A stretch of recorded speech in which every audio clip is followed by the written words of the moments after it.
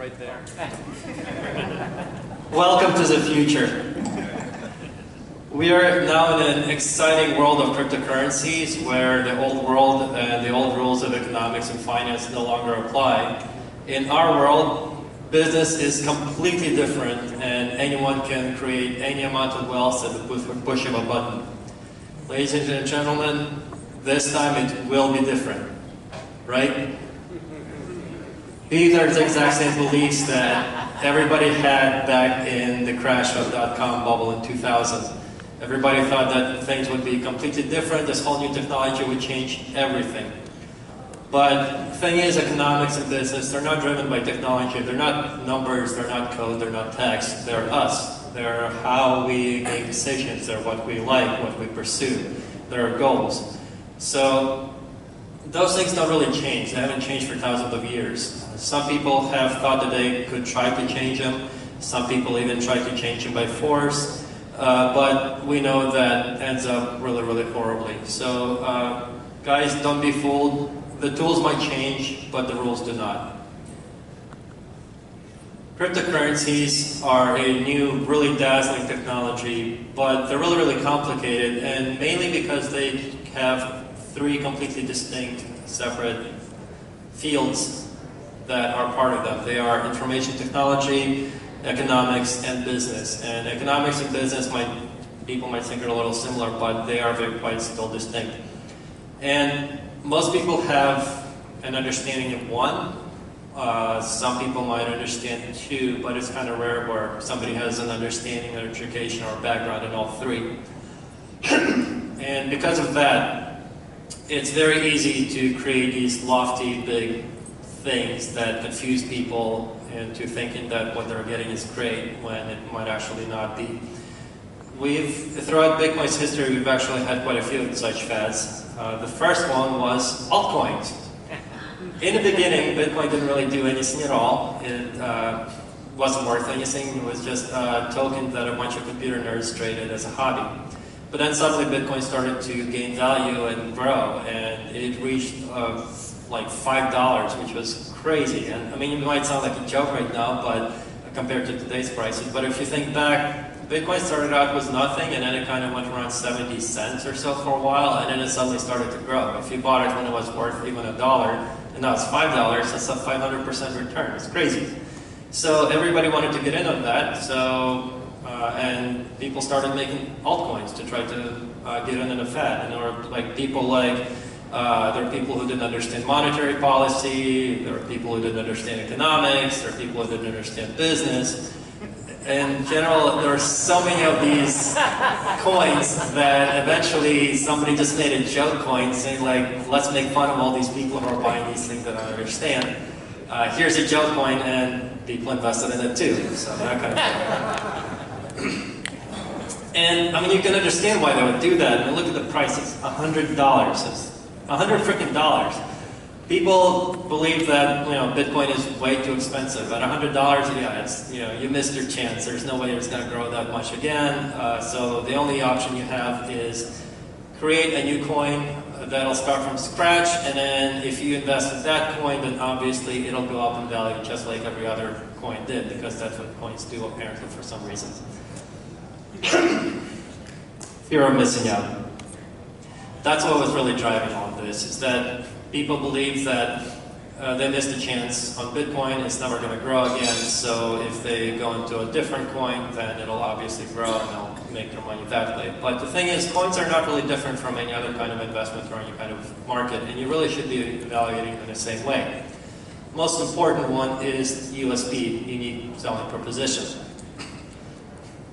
If you're looking at a coin that somebody's trying to pitch you because everybody wants your money and wants to take your money, first you have to ask, can this USP be copied and emulated? For example, some coins might advertise that they have anonymity.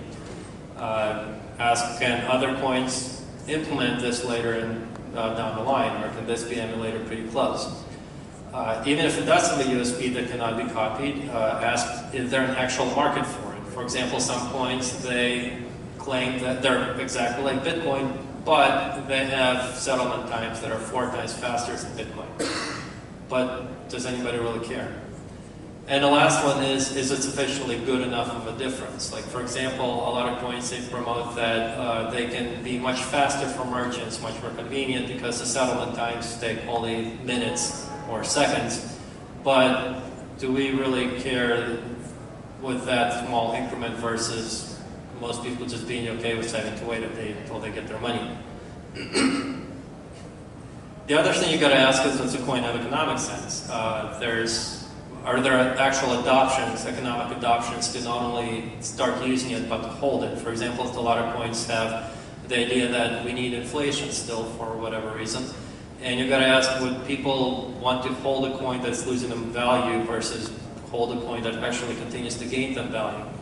Or is there central planning involved? This could be like there's a pre-mine where people hold a lot of coins that they spend later on something else, or some coins actually have like a tax built in, kind of part of inflation, part of the mining, excuse me, where the money ends up going to a team that's supposed to either promote it or develop it. And the problem with these centralized teams is bureaucracies don't really work too well. At the end of the day, everybody's favorite radio station, WIIFM, what's in it for me? There might be a coin that's pushing lofty ideals, it might even be a donation to charities or changing the world, but even though you might care about this, you really have to ask, well, everybody else? And finally, does this idea technologically actually solve the problem? There's a lot of problems I've noticed where people are trying to link physical to digital in ways that just does not work. For example, there might be an idea where if you generate electricity using solar, you can get this coin as a reward. So the idea is to incentivize solar electricity generation. The problem is somebody comes by to your house, they check to make sure you have solar, that's great, then leave, and then you just hook your thing up to the local power grid and you're making money the old-fashioned way. So like, how do you prove that? Or they're tokens that track ownership of physical items. But you don't, I mean, you can send the coin to somebody without actually sending the physical item, or you can, the coin does not prevent you from giving the physical item to somebody else. Actually, recently somebody posted on the blockchain, just was like a couple of days ago, that there was a permanent public recordation of art, and they recorded themselves as being the artist for the Mona Lisa, which is like, so that failed. And then, finally, is what they're trying to solve actually a problem to begin with? There's a lot of coins that are trying to push, for example, the proof of stake ones. They're pushing the idea that mining is wasteful, energy wasteful, so they're trying to solve a problem this way. But you've got to ask if mining and burning electricity the way it does is an actual problem, and from an economics point, it's actually not. If you look at Bitcoin as the first example and evaluate it, its USP is legislative arbitrage. It means that if there's legislation, it doesn't care. It's apolitical, it doesn't care about your country, it doesn't care about what political party is involved. It's borderless, just like the internet, and it gives you control of your own money, which until then, nothing else had that altogether. It's also deflationary, meaning that its value grows as more people adopt it. So it has a built-in incentive where if you have it, you have an incentive to go tell other people to use it, because the more people use it, the more value you have. So it kind of propagates itself on its own. And finally, it's decentralized. Excuse me, there's no central point of failure, there's no bureaucracies, there are no companies running it. But then we had our next fad, which was blockchains. Excuse me. Everybody knew that it's not about Bitcoin, it's about blockchains. If you say that, you know, forget Bitcoins, blockchains, that's a thing, everybody would nod in agreement. You would be the smartest guy in the room, even though nobody knew what the hell anybody was talking about. I mean, right? And we had a lot of blockchains that came out, and actually, this article just came out this February, so this is still going on. So we had a lot of blockchains come out, and a lot of them were innovative ideas, some were pretty terrible. But what, again, they all forgot is that blockchains and Bitcoin, it's not just technology, there's economics and business incentives in it too. In fact, you can't really have a blockchain without the coin to incentivize the actual use. For For example, in Bitcoin, Bitcoin sets value, so when miners mine Bitcoins, they actually get paid by that value. And then miners, when they mine Bitcoins, they create utility, which gives Bitcoin its value. So there's kind of a cycle going on where you need both in order for the system to grow. If you don't have that, if you just have a blockchain, what you really have is just multiple copies of a giant Excel spreadsheet. There's actually a Google Chrome plugin that will go through and change every instance of blockchain to that sentence. And it makes a lot of articles make a lot more sense. So why do you actually need a blockchain? If somebody comes up and says, like, hey, look at our blockchain, there's really only one reason. So ask, do you need to store data? If yes, do you need shared access to this data? And if yes, does this access need to be public where somebody you don't trust might be able to go in there and change it?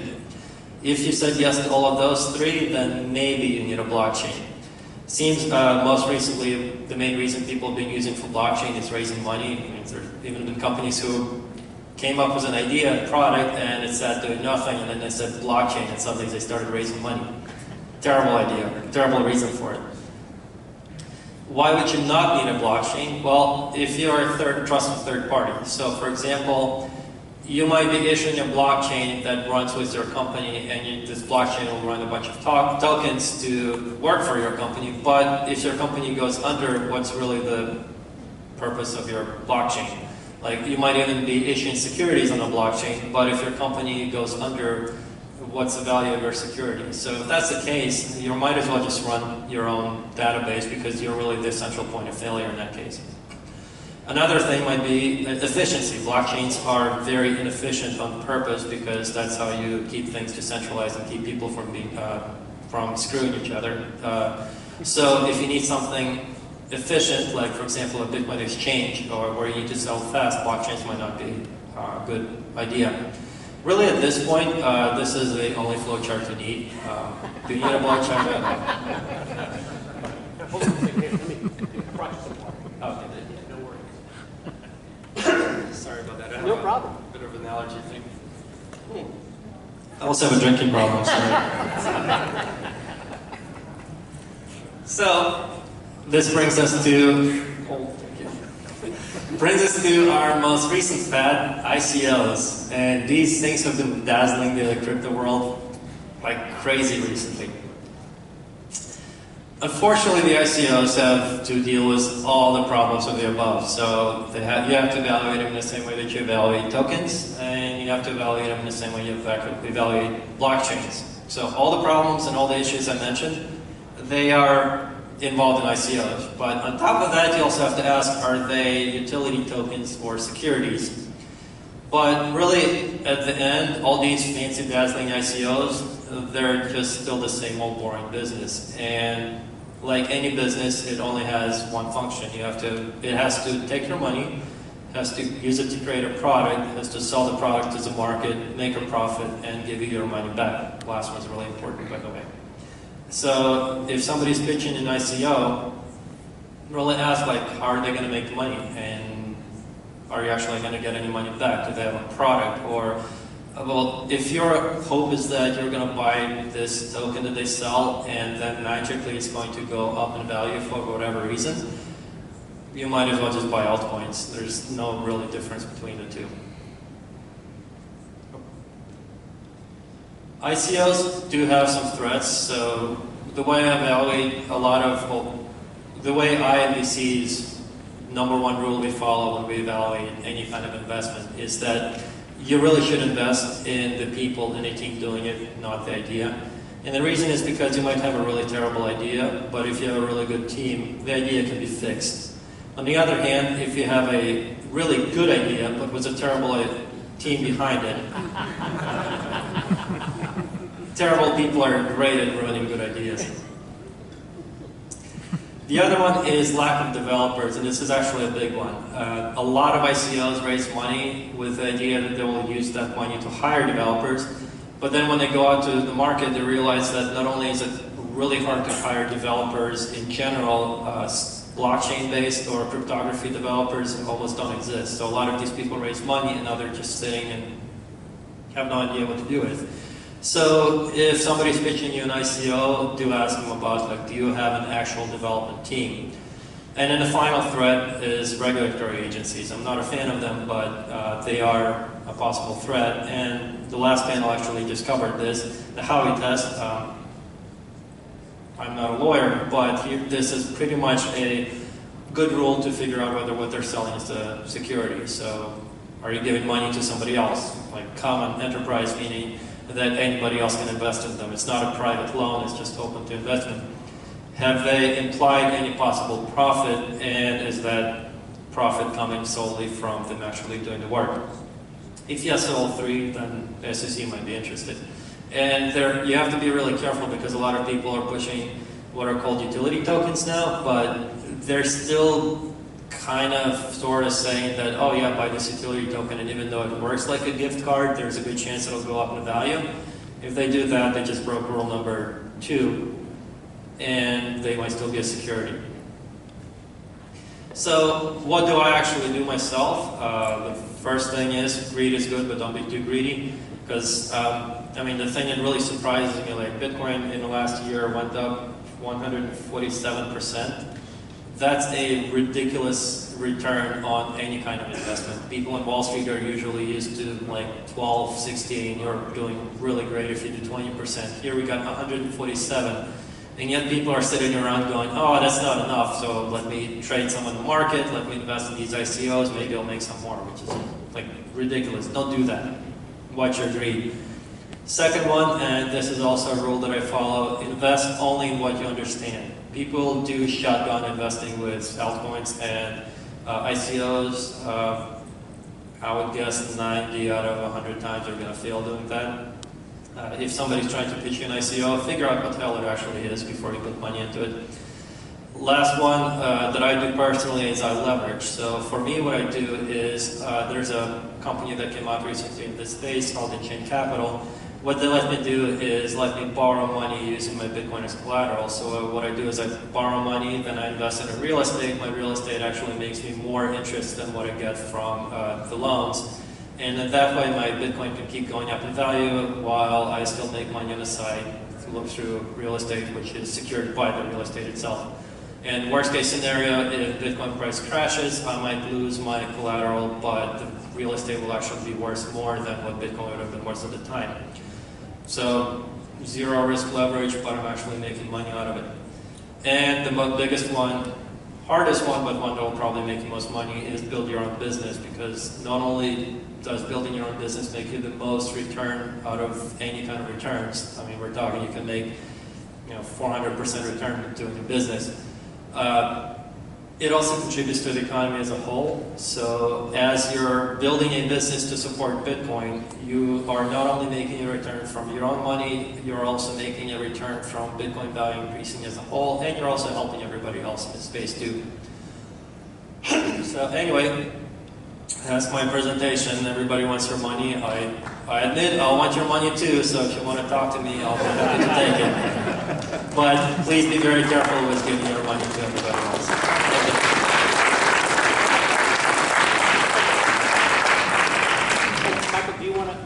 Does anybody have any questions? Oh yeah, if anybody has questions.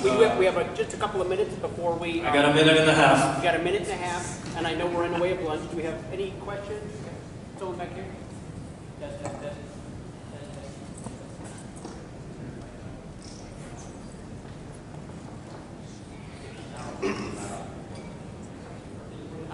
Go ahead.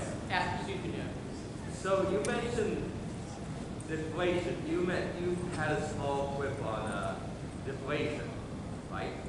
Yes, deflation. So do you think a token, like these utility tokens, right? Do you think it's better if they're deflationary or inflationary? Do you think a means of exchange is better if it's deflationary or inflationary, or not? That's a good question. The question is, do I think that it's better for utility tokens to be deflationary or not? That's actually where you might run into an SEC issue as well, because if the tokens are limited in value and the assumption is that they're deflationary and will become more valuable as they're burned, so to speak, you're in a roundabout way telling people you can profit by buying this. So if you want to stay completely secure, what I, as not a lawyer, would recommend is that you use your utility tokens purely as gift cards redeemable for a fixed value in something else, not as a deflationary token. If you want to make a lot of money and you're in another country and you're not worried about extradition, then go ahead and make them deflationary because people will buy them a lot better. But yeah. And that's excellent advice. So we're right at 12:20, everyone. So thank you very much, Michael. That was outstanding. Thank you. And for all of us in the crypto space, you brought back a lot of fond memories of